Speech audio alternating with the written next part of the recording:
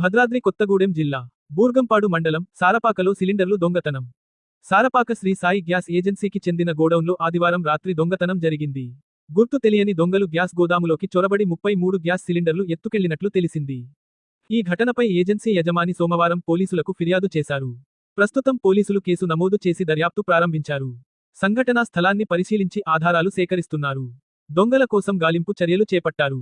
ఈ ఘటనపై పూర్తి వివరాలు తెలియాల్సి ఉంది.